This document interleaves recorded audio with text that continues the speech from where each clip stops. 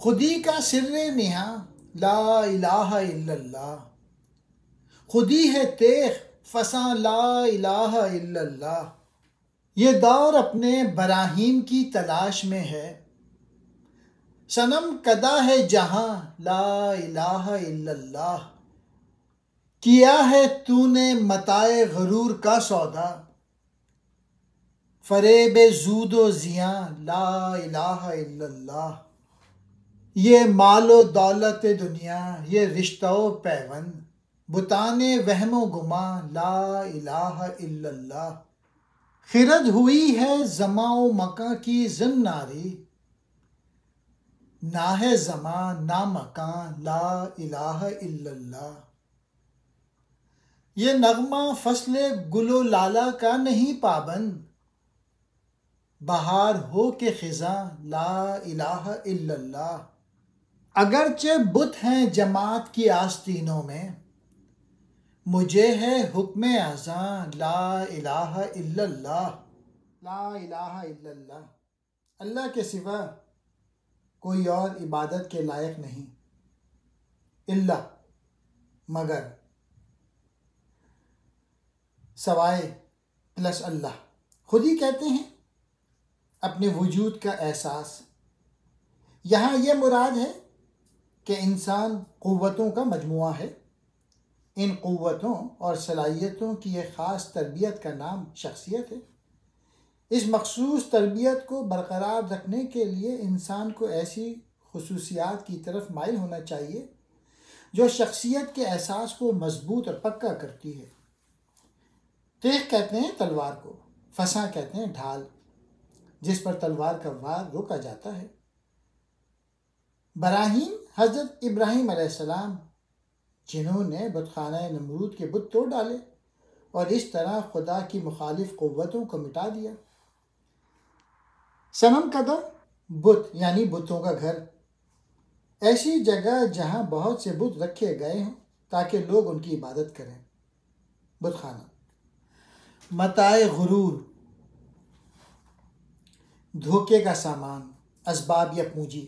یہ اشارہ ہے قرآن کریم کی سورہ آل عمران کی آیت 185 کی طرف، جس میں فرمایا گیا ہے کہ دنیاوی زندگی دھوکے کی پونجی کے سوا کچھ نہیں ہے۔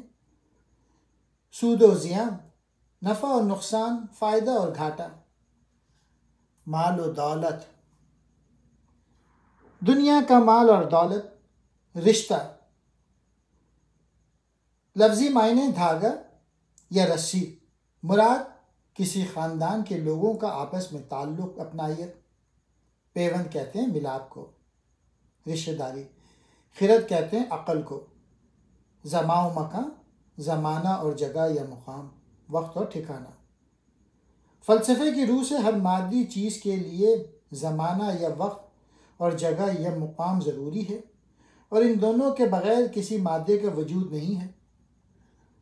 زناری، وہ شخص جس نے زنار پہن رکھی ہو، رواج کا پابند۔ یہ نغمہ، یہ گیت، یہ سریلی آواز اشارہ ہے لا الہ الا اللہ کی طرف۔ فصل گل و لالا، گلاب اور لالے کے پھولوں کا موسم یعنی بہار کا موسم، جس میں پھول کثرت سے کھلتے ہیں۔ پابند، جس کے پاؤں بندھے ہوئے ہوں، قیدی، محتاج۔ آستینوں میں، آستینوں کے اندر۔ حکم اذاں، اذان کا حکم، یعنی ان غلط اور کافرانہ یا غلامانہ خیالات کے خلاف آواز اٹھانے کا حکم۔ میرا خیال ہے کہ حقائق نگاری اور فلسفے کے لحاظ سے اس سے بہتر اور برتر نظم ساری کتاب میں موجود نہیں ہے۔ خودی فارسی زبان کا لفظ ہے۔ خودی، جسے عربی میں انا اور انگریزی میں سیلف کہتے ہیں۔ خودی کو اردو میں لفظ میں سے تعبیر کر سکتے ہیں۔ جب ایک انسان یہ کہتا ہے کہ مثلاً میں یہ کام کروں گا، تو وہ لفظ میں سے اپنی ذات کی طرف اشارہ کرتا ہے۔ ہم اس کی تشریح نہیں کر سکتے کہ یہ میں دراصل کیا ہے، بس اتنا جانتے ہیں کہ وہ موجود ہے، اقبال کا پیغام یہی ہے کہ اس نقطۂ نوری کو پہچانو۔ خودی سے ہم بعض اوقات خودداری اور عزت نفس بھی مراد لیتے ہیں، اور اس مفہوم کی سرحد تکبر سے ملتی ہے، یعنی جب اس جذبے میں افراط ہو جائے تو تکبر کا رنگ پیدا ہو جاتا ہے۔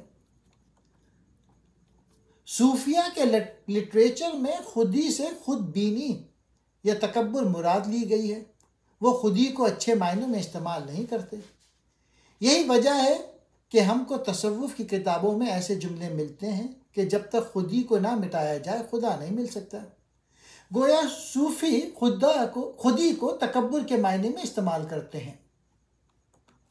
علامہ اقبال کی شاعری میں خودی سے خود بینی یا غرور مراد نہیں ہے، بلکہ یہ وہ شے ہے جس سے قیامت کے دن باس پرس ہوگی، یعنی وہ شے مراد ہے جس کا تزکیہ کر لیا جائے تو انسان فلاح پا جائے گا۔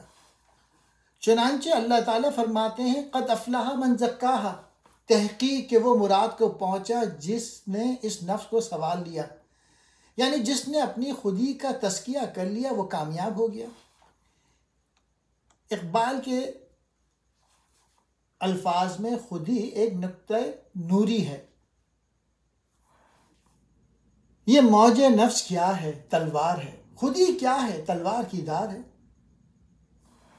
خودی وہ جوہر ہے جس کی بدولت انسان استدلال کر سکتا ہے۔ خودی وہ جوہر ہے جس کی بنا پر انسان کو اشرف المخلوقات کا لقب عنایت ہوا ہے، اور انسان کی خودی اس احساس کا نام ہے کہ میں اشرف المخلوقات ہوں۔ میں ایک ایک کر کے ایکسپلین کرتا ہوں۔ پہلا شعر: انسان خودی کی ترقی اور ارتقاء کامل اس بات پہ موقوف ہے کہ انسان کلمہ توحید پر اس طرح ایمان لائے کہ اس کے عمل سے یہ ثابت ہو کہ وہ کائنات میں اللہ کے سوا نہ وہ کسی ہستی سے ڈرتا ہے نہ کسی کی اطاعت کرتا ہے، یعنی اللہ کے سوا نہ وہ کسی کو اپنا معبود قرار دیتا ہے، نہ مقصود نہ مطلوب، اس کا مرنا اور جینا صرف اللہ ہی کے لیے ہے۔ یہ کیفیت پیدا نہیں ہو سکتی جب تک اللہ تعالیٰ سے شدید محبت نہ ہو، یعنی توحید پر مکمل یقین ہونے سے انسان اپنے مرتبہ کمال کو پہنچ سکتا ہے۔ خودی کو اگر تیغ سے تشبیہ دی جائے تو جب تک تلوار میں دھار نہ ہو اور کاٹ میں تیزی نہ ہو تو تلوار بیکار ہے۔ دوسرے شعر میں علامہ اقبال فرماتے ہیں کہ جس طرح حضرت ابراہیم علیہ السلام کے زمانے میں نمرود نے خدائی کا دعویٰ کیا تھا اور اللہ کے بندوں کو اپنی پرستش پہ مجبور کیا تھا، اور حضرت ابراہیم علیہ السلام نے اس کا خاتمہ کیا تھا، اسی طرح موجودہ زمانے میں کئی نمرود پیدا ہو گئے ہیں جو خدائی کا دعویٰ کر کے اللہ کے بندوں کو گمراہ کر رہے ہیں۔ اس لیے موجودہ زمانے میں بھی اس بات کا متمنی ہوں کہ کوئی اللہ کا بندہ ایسا پیدا ہو جو عصر حاضر کے بتوں کو پاش پاش کر دے۔ حقیقت حال یہ ہے کہ یہ دنیا تو صنم کدہ ہے اور پرستش اور اطاعت کے لائق صرف اللہ کی ذات ہے۔ اس شعر میں علامہ فرماتے ہیں اے مسلمانوں، اگر تو نے اس دنیا فانی سے دل لگایا ہے تو بلا شبہ تو نے متاع غرور کا سودا کیا ہے۔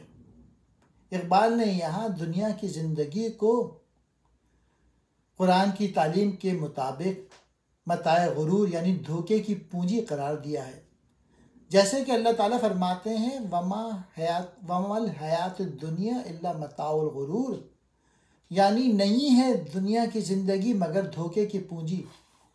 اے انسان، تو دنیا کی دلچسپیوں میں منہمک ہو گیا ہے اور سمجھتا ہے کہ اگر میں نے سچ بولا تو حکومت ناراض ہو جائے گی اور مالی نقصان ہو جائے گا، اور اگر میں خدا کے بجائے ارباب اقتدار کی اطاعت کروں تو مجھے دولت اور عزت نصیب ہوگی۔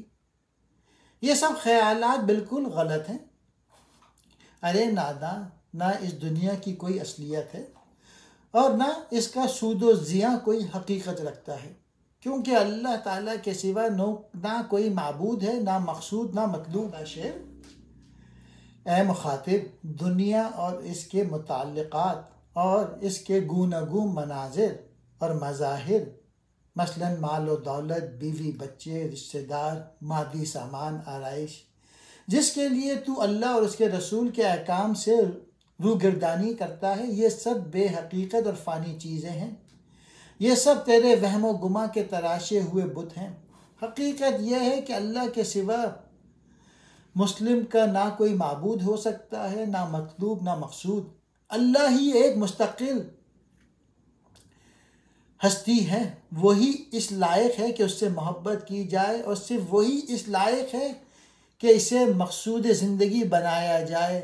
مال، دولت، جاگیر، عہدے، بیوی، بچے، ان میں سے کسی کو ثبات نہیں ہے، اور اس لیے ان میں سے کسی کے ساتھ دل لگانا سراسر نادانی ہے، کیونکہ نہ انہیں دوام ہے اور نہ تو ان کو اپنے ساتھ قبر میں لے جا سکتا ہے۔ اقبال نے اسرار خودی میں 5ویں شعر کے لیے یہ لکھا تھا کہ زندگی زمانے ہی کی ایک شان ہے، اور زمانے کا وجود زندگی ہی سے وابستہ ہے۔ یعنی زندگی نہ ہو تو زمانے کا تصور نہیں ہو سکتا، کیونکہ جب تصور کرنے والا ہی نہیں تو تصور کون کرے گا؟ اسی لیے حضور صلی اللہ علیہ وآلہ وسلم نے فرمایا کہ زمانے کو برا مت کہو۔ زمان و مکان، ٹائم اینڈ اسپیس کی حقیقت کیا ہے؟ خیرت یعنی دماغ جو ہے وہ ٹائم اور اسپیس، زمان و مکان کی حقیقت کیا ہے اسی میں لگا ہوا ہے کہ یہ موجود بھی ہے یا نہیں۔ انسان کو سب سے زیادہ توجہ اس بات پہ دینی چاہیے کہ زندگی کا مقصد کیا ہے۔ اقبال کہتے ہیں کہ دراصل نہ ہے زمان و مکان، صرف اللہ ہی موجود ہے، اور یہ دنیا اور اس کے مظاہر یعنی زمان و مکان سب ذلی وجود رکھتے ہیں، یہ سب اس کے سہارے سے موجود ہیں، ان کا وجود حقیقی یا نہیں ہے۔ چنانچہ اس حقیقت کو علامہ اقبال نے بال جبریل میں اس طرح بیان کیا ہے، وہی اصل مکان و لا مکان ہے۔ مکان کیا شے ہے؟ انداز بیاں ہے۔ اقبال کی رائے میں زمان یعنی ٹائم خود اسرار کائنات میں سے ایک راز ہے، اور صرف عقل اس کی حقیقت سے آگاہ نہیں ہو سکتی۔ 6واں شعر، لا الہ الا اللہ، ایک ایسی حقیقت ہے کہ ہر وقت اور ہر حال میں درست ہے۔ عموماً لوگ موسم بہار میں موسیقی پسند کرتے ہیں، لیکن یہ لا الہ الا اللہ ایسا دل پذیر ہے کہ بہار ہو یا خزاں ہر موسم میں دل کو بھاتا ہے۔